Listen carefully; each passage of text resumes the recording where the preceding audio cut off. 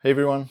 The last time I went over my camera collection was about 4 years ago, which is hard to believe. So I thought it would be fun to go over what I have left. I have made an effort to slim the collection down, and it'll be interesting to see if it's actually less cameras than last time. I'll link the previous video up here. Uh, and I'm not 100% sure that it's actually less. So let's go over the digital cameras first. So the newest addition to the family is a Osmo Pocket 3. I think if you're doing YouTube in this day and age, it's kind of a requirement that you have one of these, and it's come in really handy because it's just super unintrusive, and it enables me to get more B-roll on like photo walks and stuff than I ever had before, which was always an issue with my channel. I always ended up with way too little B-roll and had to improvise in that kind of respect. So the other camera that I use for video primarily is my Sony A7C Mark II. I had the original Sony A7C, and I really liked that. I really enjoyed that camera, and the A7C2 had some pretty significant improvements, particularly when it comes to video, which is why I upgraded. And if they upgrade the sensor and make it faster, sensor readout speed, which would, of course, reduce rolling shutter both in video and in stills, which I have noticed a few issues when you use electronic shutter. So I would probably upgrade yet again if they incorporate a faster readout sensor on the next one. Yeah, overall, I'm really happy with this camera. Quite easy on the eyes. It's a rangefinder style body, which I enjoy quite a bit. As you might have noticed, I tend to gravitate towards rangefinders. And the final camera that I use for video is the Sony ZV-1, which I believe I have made a video comparing it to its successor. And as you can see, this is my primary overhead shot camera. I just have it on a tripod. As you can imagine from my setup, I am not leaving anything set up here as a permanent studio type situation. I just can't afford to waste that space. We don't have that much space. We have 2 kids in the house now, and it's a Japanese apartment. And then one more digital camera that I use on a semi regular basis is the Lumix GX1. And the Lumix GX1 is a camera that I was aware of when I was primarily shooting Micro Four Thirds, but I was kind of entrenched in that Olympus system, and it kind of came out at a time when I just purchased my EP1 or maybe the EP3, and then I couldn't justify just switching at that time. It's a really neat little body. It has that little rubber grip. It pairs super well with the 21.7, which was one of my favorite lenses on Micro Four Thirds. And it has actually quite good specs, even now when it comes to the stills. It's, was it a 16 megapixel? Maybe it was a 12 megapixel sensor, but still really good specs for a Micro Four Thirds camera. Really compact body, has really good settings, and has an built-in flash that you can just flip out like this. And yeah,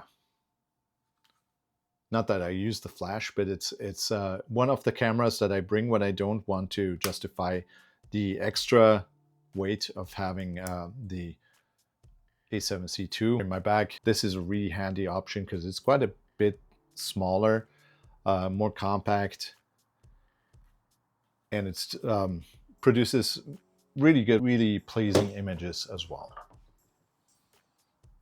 All right, let's go over to the living room and get out my film camera collection. That'll take a while to get everything over here.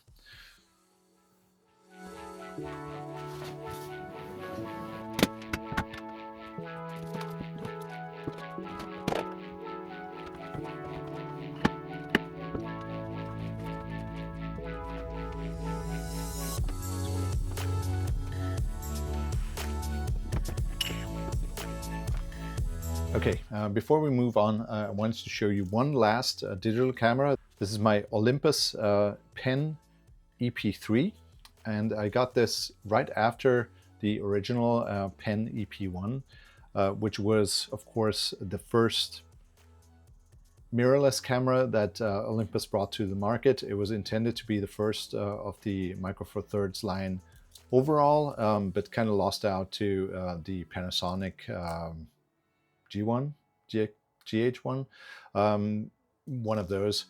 And the EP1 was kind of the camera that brought me back to photography, gave me a little more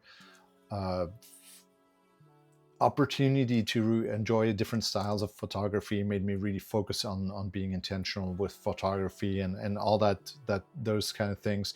It was the first interchangeable lens camera that I owned.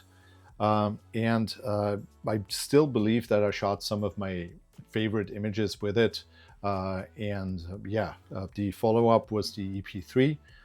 And I got this as soon as it came out, and it was a great camera, and I shot it for a long time before I switched.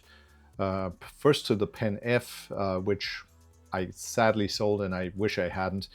And then the Sony line of cameras. All right.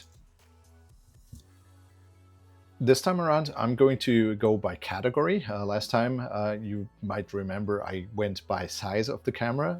I'm going to go in a slightly different order this time.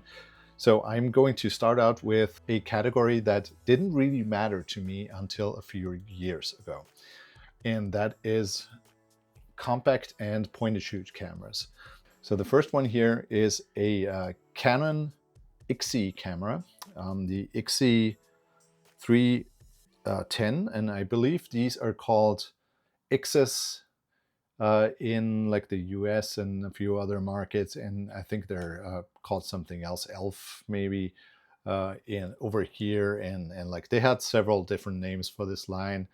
This was an APS camera. If you don't know, the APS cameras had their film in a little cartridge that you would slot in here, so you would never actually see the film, and it would just be contained in the cartridge, and it would give you several form factors or aspect ratios in the camera that you could select.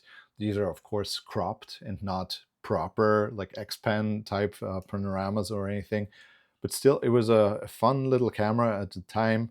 I bought it again for a video where I tried out all the cameras that I have owned over the years.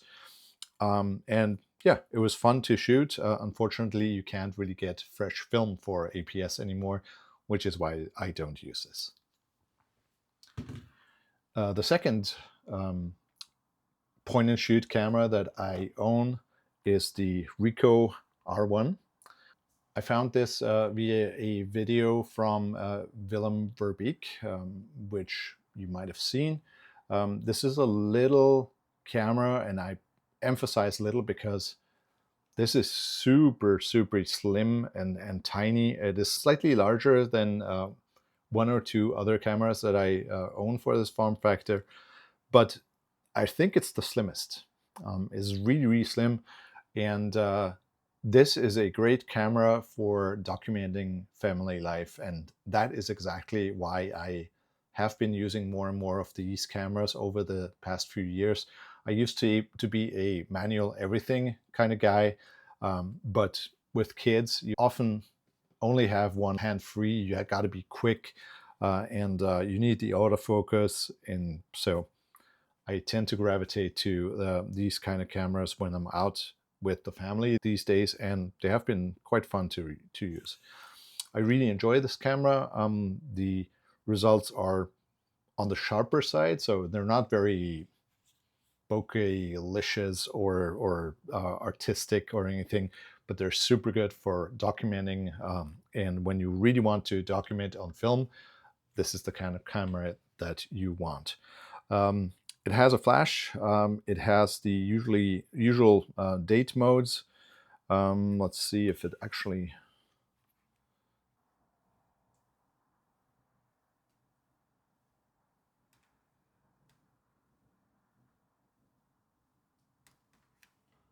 Unfortunately, it wraps around at 24, so you can now no longer set it to the proper year, which is a unfortunate problem with most of these cameras.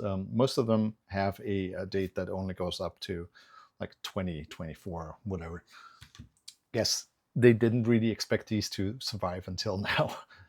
Right, and another compact camera, and this is my favorite compact camera, is the Fuji Tiara. The Fuji Tiara is, of course, another point and shoot. It has all the same functions, so it has the date function.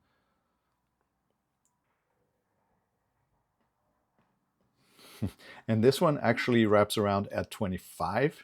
So we can still use this with the proper date, but only this year. So maybe don't. It also has focus modes. So you can set it to this kind of landscape focus, snap focus, which is the closer distance. And then you can actually set proper meter distance, which is great if you're shooting with a fixed focus distance. I usually don't. This does have autofocus. It just takes a little longer because it sets the distance, and then you press the button, and then it actually moves to the distance. So it loses like a half second there. So it might actually cost you a shot if you're using that autofocus and your subject is moving.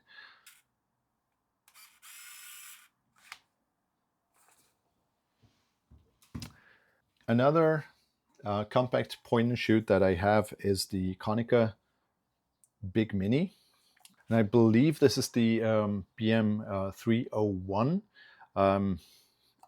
Don't be mad at me if I get it wrong, because as you can see, the writing is quite faded.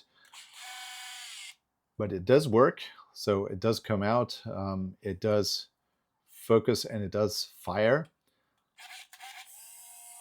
I had to actually take this apart and fix the sticky shutter button, which in this camera means that or causes the whole camera to not function properly.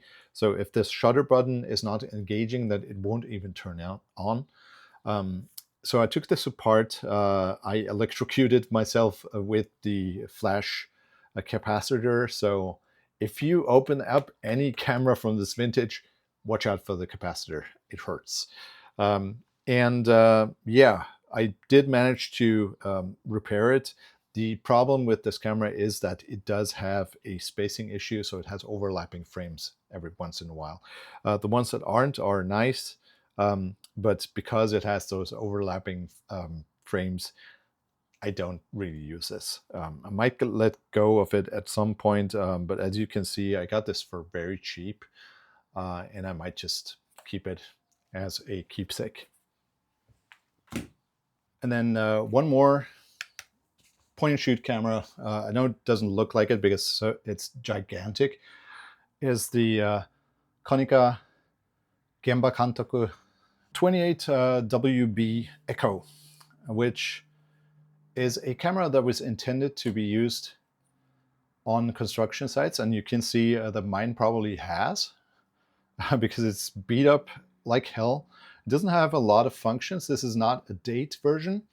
It is actually, it looks like it's designed to be used even with gloves, You can see all the dials and all the buttons are really big, and it's waterproof, and it's shock proof, and it's just a tank. And this is one of the cameras that I like to let the kids handle. So even a 3-year-old cannot break this camera, and they enjoy making the flash go off. Yeah, they like the sound, and this is a camera that I don't have to worry about breaking if I leave them unattended. So yeah, that's another mainstay. It actually resolves really well. It's a very sharp, very true to life, not very artistic or characterful, but very accurate lens, I would say. Yeah. I really enjoyed shooting this, for example, in New York. I got some of my favorite pictures from New York with this camera, and I always enjoy using this.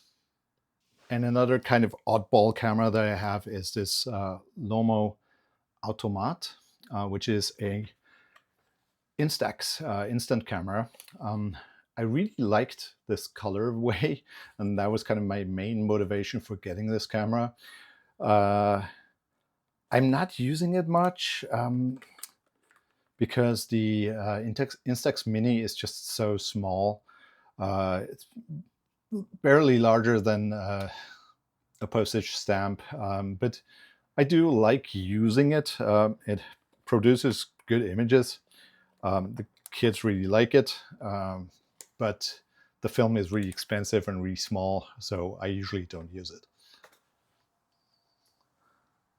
The next category is a short one, and that is SLRs. I have never quite warmed up to SLRs, and that was largely because of the way the finder bumps looked, and just with the lenses, they tend to be more substantial than rangefinder cameras as well.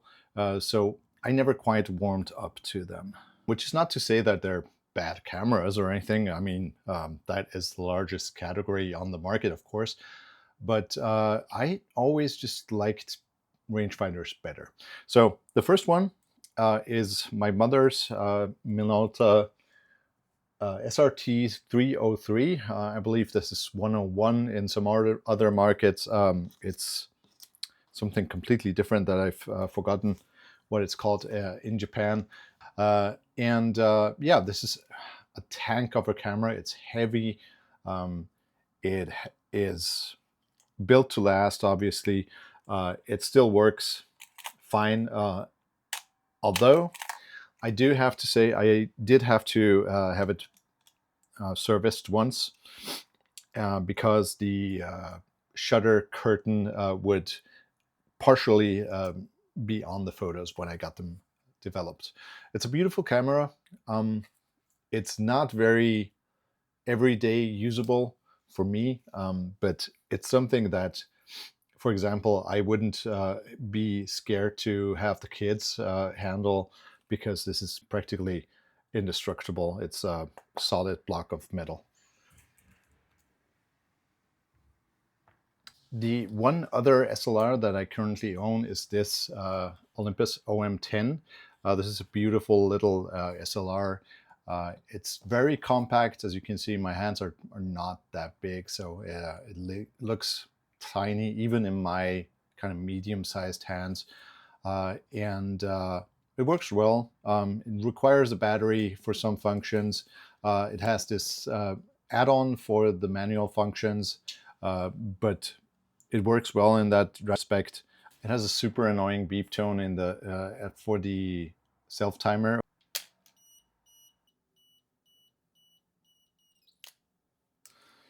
Yeah. So the self-timer is not something that I would use, but otherwise, it's a great little camera. Beautiful design, beautiful workmanship. I didn't actually keep my OM1. I just kept this OM10 because I do have some lenses, and I do like these lenses, and they tend to be slightly less compact once they're on a modern mirrorless camera. but they look great on these little SLRs. And then I have a few cameras that are kind of straddling the line between compact and rangefinder. So I have the Lomomatic 110. This recently came out. I made one video with it, and I think that's just in Japanese, so you might not have seen that. But I really enjoyed this camera. I took it with us when we took the kids to Austria, and it served really well as kind of a family documenting camera. So I really enjoyed it for that purpose, and it's a beautiful design. I just couldn't not get this when they came out with this orange colorway, and I love it. The photos from it are fine. They're really small, so they're kind of grainy. But I did capture some of my favorite photos from our trip because it was just on hand. This fits in any pocket, and I have this little lanyard on it as well, and it's super handy. Yeah, it worked really well for the purpose of a vacation camera. The only thing that I want out of this camera that it doesn't have is the ability to shoot panoramas, because if you don't know, the 110 film actually has the frame on the film itself, on the stock, and this camera resolves so much more outside of the frame. You can actually see on some stocks that just has so much wasted space outside of that little square-ish photo area for the 110. So I really wish that Lomo made a film stock that didn't have that frame. So I really enjoyed shooting some panoramas on this, and I don't understand why they wouldn't keep them in frame. The second compact non-point-and-shoot camera that I have is an Olympus XA. This is the original version, so it's not the XA2 or the XA3 or 4 or whatever, how many versions there are. This has aperture priority shooting, which is my favorite mode of shooting. It has manual focusing, which I enjoy, and has manual advance. Doesn't do anything with motors, but it does have a built-in light meter, so it does go to automatic exposure correction. So it has that automatic aperture priority exposure, and everything else is manual, which is how I like it. And this has served me well. I really enjoy the photos that I have gotten off of it. Yeah, it's a mainstay in my collection, and this is usually what I bring when I don't have a lot of space. And then another compact rangefinder is the Olympus 35 DC. I got this after seeing it on a tourist or I'm assuming it's a tourist, might just be a resident that happens to like cameras in Akihabara. And I just fell in love with this kind of vintage blocky design. And it's a really beautiful camera in my eyes. Has a great 1.7 40mm lens, and it resolves beautifully. I got really nice results with this, and I just recently took it out on another photo walk, and it worked really well. The only thing that I don't like about this camera is the shutter sound. It's this kind of like really weak spring sounding shutter sound that just, it's quiet, which is good, but then it just sounds so cheap, which I guess it's a cheaper camera, but it is by far the worst sounding kind of leaf shutter rangefinder compact that I have ever used.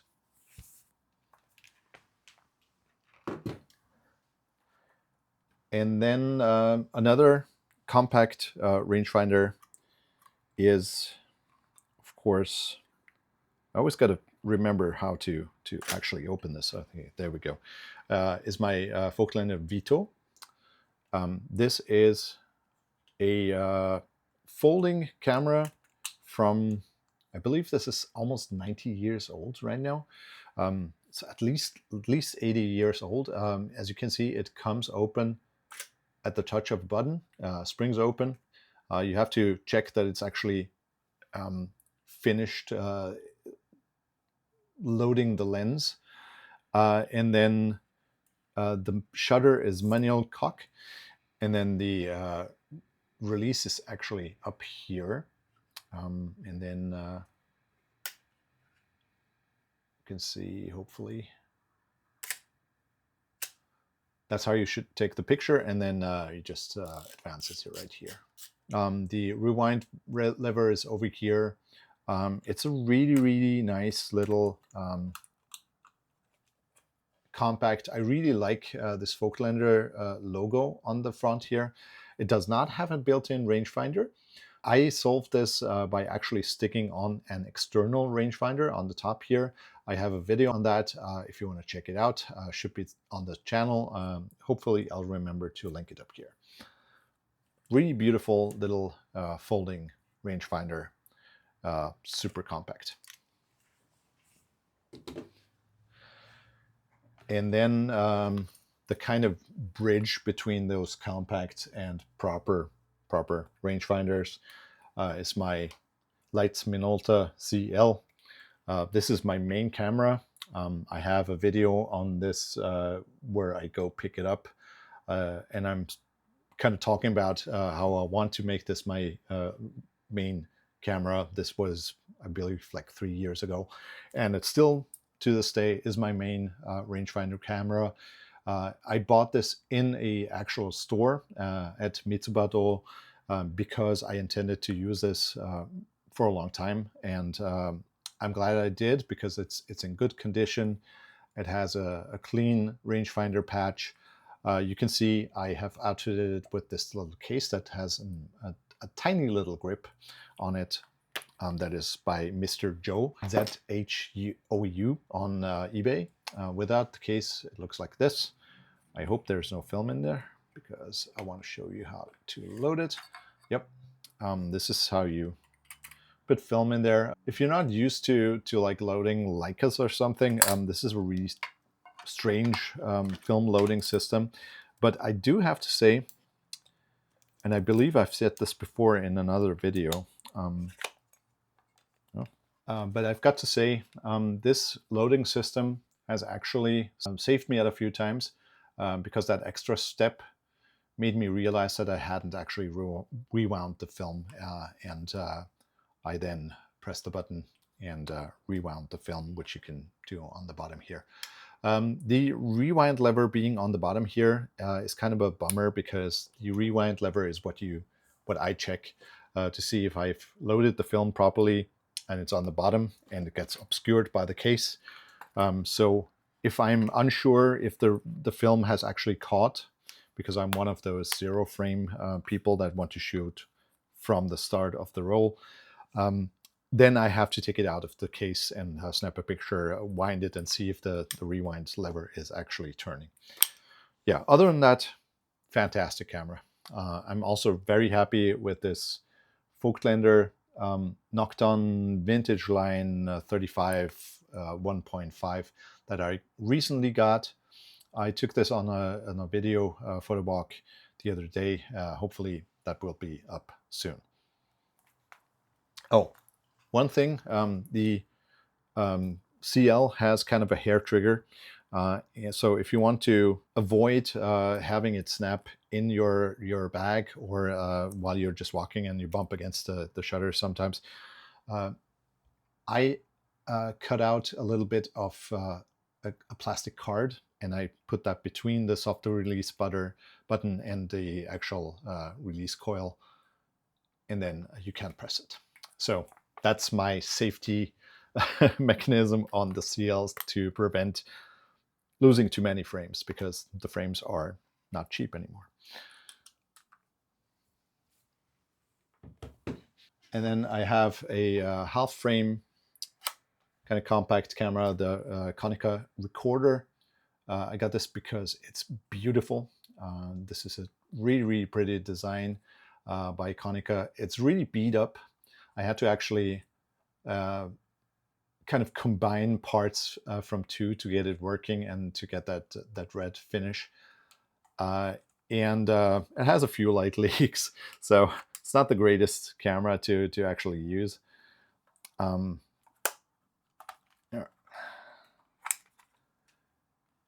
But it is really, really cool. It's fun, and I think I should take it out and shoot some pictures with it again, because it's a beautiful camera. And what else? Oh, and then one curiosity, I have a disc camera here, a Kodak disc 8000, and I have never used this. I bought this just in case I ever find any disc film, because I really want to shoot a disc at some point. I don't know if there's any disc film left in the wild though, so maybe I'll never use it. We'll see. Okay, that's all my 35mm cameras and kind of compact cameras. Let's go over to medium format. My main medium format camera is my Fuji GS 645 Professional. This is another folder camera. I think you'll notice a theme here. I do like my folders. It's a beautiful, really clunky industrial design camera with a gorgeous lens. Resolves really, really well. Works really great when it works, but I have actually broken the shutter once. So, or broken is maybe a harsh word. Apparently there's a few exposed gears somewhere in the mechanism. And if you don't loop those every once in a while, the shutter sticks, especially at slow shutter speeds. So if you purchase one of these, go to maybe 15th or so, and make sure to try it out, because sometimes it does stick, and then it does make a shutter sound, but that's just the cocking mechanism, I guess. And it makes a clunk, but it doesn't actually engage the shutter, and then you have a completely blank roll, and that sucks. Another medium format camera that I love using, and that is actually the one that brought me back to film photography, is this Bessa RF. It's another Folklander camera.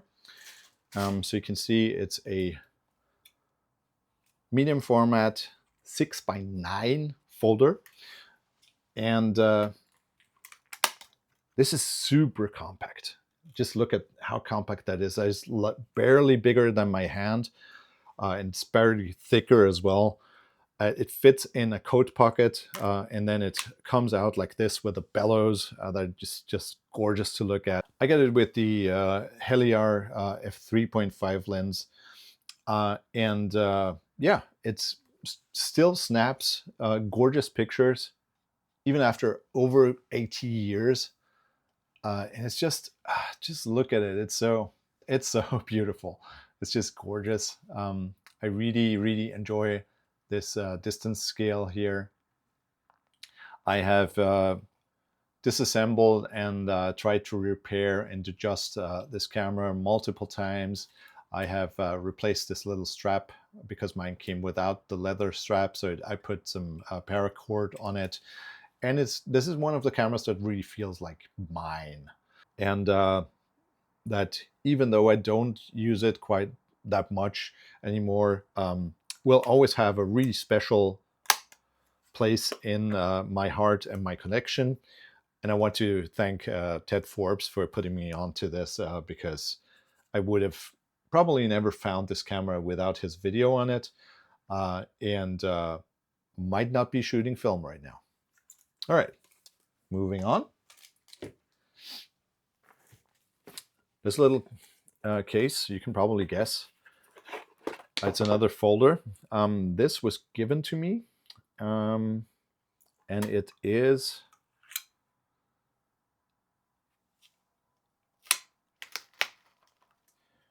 a really old Kodak Brownie.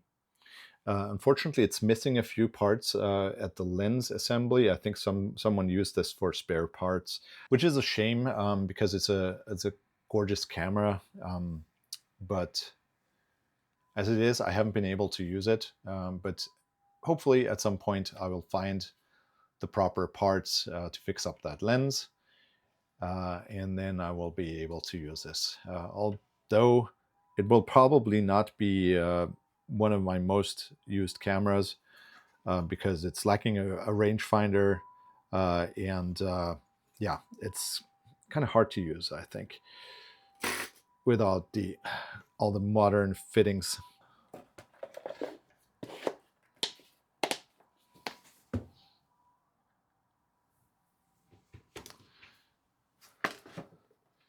And then this, you can see it's a Folklander branded, this case, and if you open it up, you might notice this is a very familiar top plate, and yeah, it's another Bessa.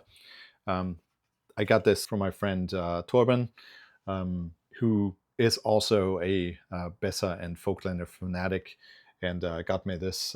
This is with the scope bar lens, I believe.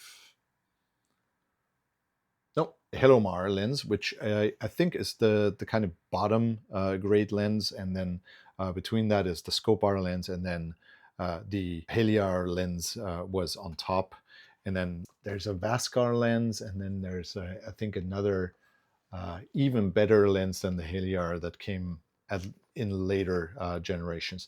Anyway, this has the ready case. I hate these because just you have this bit dangling down while you're using it, and it's just I don't know, I don't like it.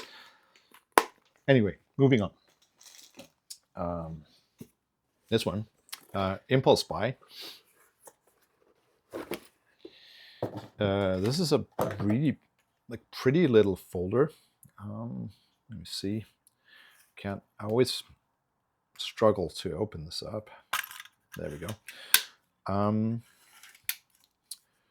Another little folder. I'm not quite sure what kind of film this takes. I think this is like plate film. Oh, a little bit just came out.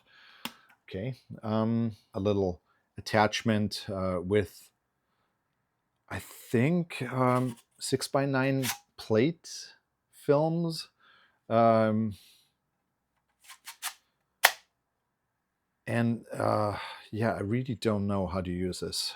So it's a nice piece to have in the collection, but I'm very unlikely to use this. The lens is a Schneider Kreuznach lens, a Radionar 4.5 10.5 centimeter lens. Anyway.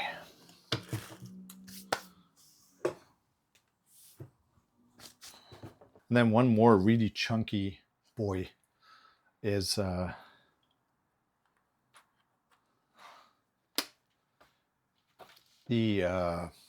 Plaubel Machina. This is a great, I believe, 6x7 camera. It's pretty. It's really unwieldy and big and hard to use with the magazine. It has a weird widening mechanism that I always end up messing up once or twice.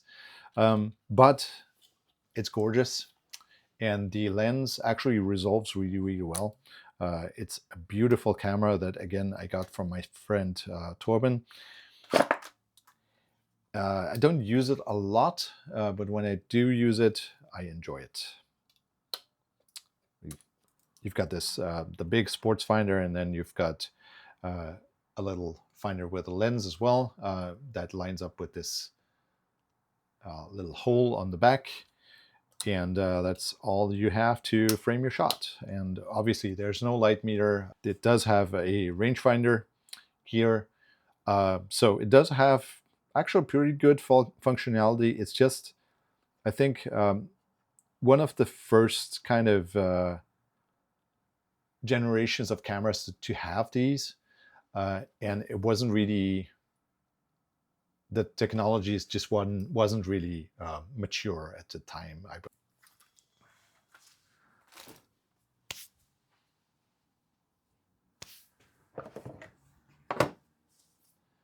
And then the final camera, my GW 690 version 3. So I've got the Mark III. I actually prefer the look of the Mark II.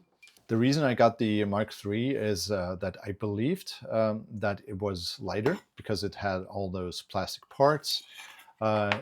But I have been told that it's actually not that big of a difference. And the 2 is actually a slightly lighter, which if someone can confirm that, please in the comments, make sure to do that. I find it super easy to use because it has that big rubber ring to focus it. It has all the big legible numbers for the shutter speeds and for the aperture, and it's just a chunk, and it's a workhorse. It even has a built-in level on the top plate. It has a hot shoe.